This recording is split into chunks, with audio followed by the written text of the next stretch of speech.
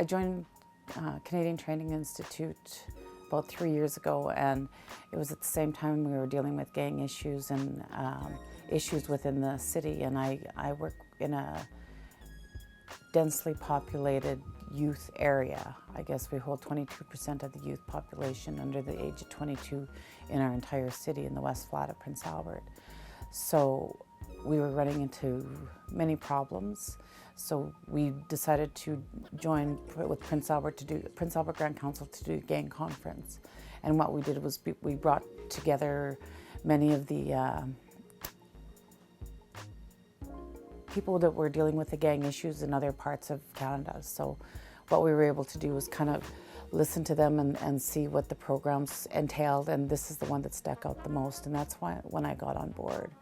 So we thought that this one would fit really good and be able to develop a curriculum for First Nations people to be able to make the program fit within Saskatchewan. Break the Cycle has a lot of experience in working with youth who have been failed by other systems. So traditional institutions, traditional agencies, traditional programming failed them. And that seems to be the mood and the tempo out here, is that we have a lot of youth who have fell through the cracks. And by falling through the cracks, they're continuing to move forward with a very antisocial lifestyle that's leading towards more and more and more intense crime.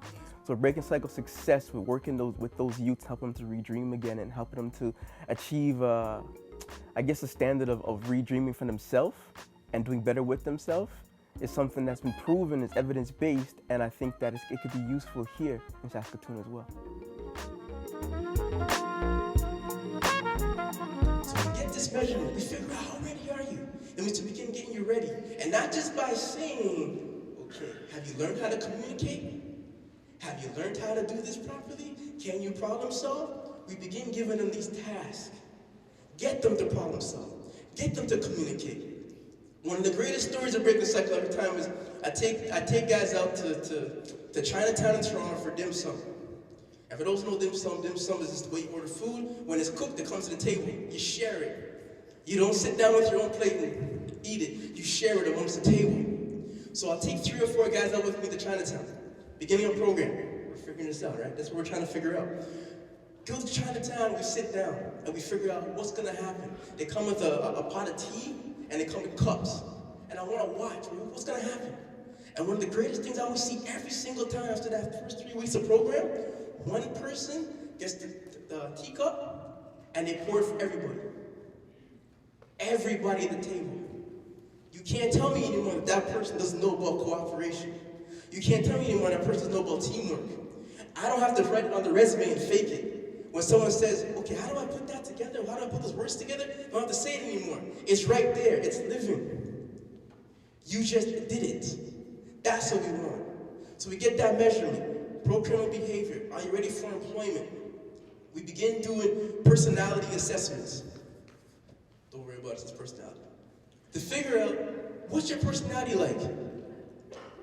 One of the biggest ones we talk about is where to get your energy from, right? We talk about 2 styles of people all the time. We talk about those who are extroverts, we talk about those who are introverts. Where are you getting your energy from? We teach these guys. Are you an extrovert? Are you an introvert? An extrovert is a person that is constantly moving to get energy. They're constantly doing. They're constantly talking. They think out loud. Or are you an introvert? Are you the person that likes to sit back, relax, stay calm, be cool, and observe? Watch your surroundings and then make a move. You know what? When people find out which one they fall under, almost half of their life makes sense to them now. Almost half of their life begins making sense. We're only 3 weeks into the program. And they're beginning to make sense now. Because what happens if me, and this example last night, me who was an introvert, I hate going to restaurants and ordering. Because I always feel like when I go to the restaurant, they're going to get it wrong. Because they can't hear me. They're going to be like, pardon, sir? Pardon, sir?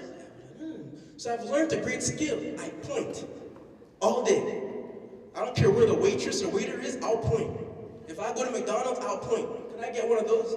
Right there. Yeah, that one. No, yeah, that's the one. Why? Because I learned that. I'm an introvert. But until that point for myself, this was hard.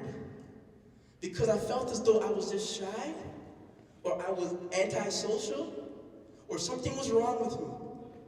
Because I couldn't just talk so openly. Because I couldn't just go out there and say, hey, how you doing, man? You good today? You having a good day? I couldn't do that. I didn't want to do that. Because that didn't feel good. That made me feel, I would start sweating.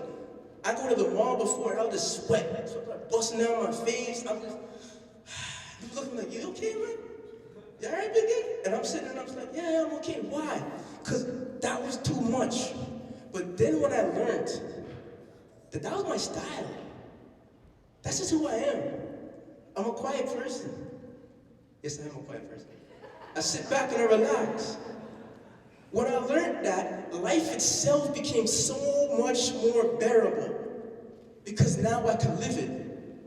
And when you start learning that little thing about their personality in the program, it makes so much sense to them.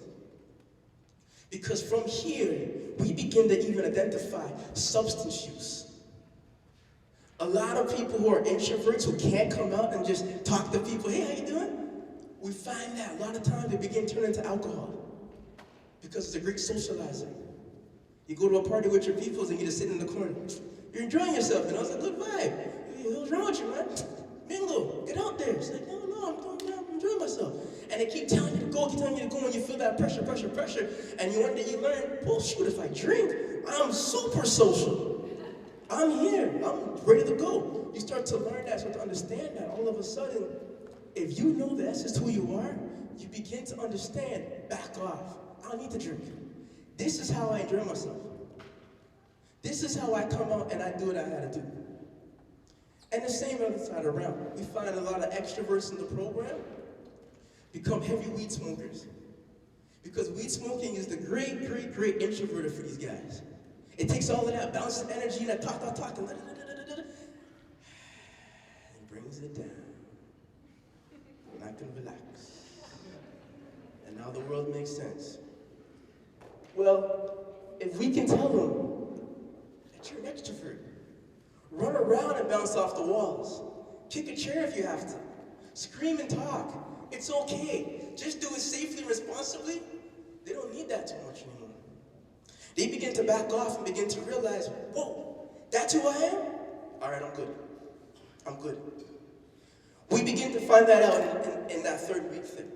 This helps us into what I call the first 8 weeks of the program. Now, mind you, remember, we go back to what we looked at earlier. They're still getting paid every single week, taking care of their money. We know when they're taking care of their money, taking care of their shelter, they take care of food, they're sleeping better, so we know that they're safe. So now we know that they're safe, and you've now walked into the program, and from a circle and a handshake, they feel like they belong somewhere. We begin to get them on a high. That self-esteem kicks in. And from that high, we can start to do anything we want. Because why? What's that high? Yeah, exactly. From that high, you can now dream. You can dream about anything you want to dream about. So I sat down and I'm like, yo, bro, we're going to go to Saskatchewan tomorrow. Let's go. And they're ready. Packed and waiting for me. But if they weren't dreaming and they didn't feel safe, what do you mean Saskatchewan? It's over there. No, I'm good. And you know people said that, right? Because that dream was not back yet. But when you get that substance, you begin to dream. So we get them high. They're dreaming here now. We got them. We got them dreaming. Because now, if they're safe and they're sleeping better and they're eating better, I can almost guarantee the gun's not coming with them every single day. It's not pulling out every single day. They're not walking with the same people anymore every single day. Because them guys aren't stimulating no more. When you be on the block every single day, you're talking about the same stuff over and over and over, and now you're on a level, you're dreaming again? I want to be a hero? Then people don't mean the same to me anymore. Now, I'm not saying you leave them. Because like we said, that's your love, that's your support, that's been there for a long time. But you begin being around them less. And if you're around them less, well, your chances of getting in trouble have just dropped. What challenge did I have doing a presentation in Saskatchewan? Weren't many challenges. I mean, the crowd and the people here have been receptive, from our hosts to people in the audience I never got a chance to meet. They were receptive, they were open, and they were warm. I think because we came with the energy of not trying to dominate and not trying to say we know everything and have all the answers, but we came with an energy of let's share what we've been doing, let's hear what you've been doing, and let's see if there's something else we could do together further.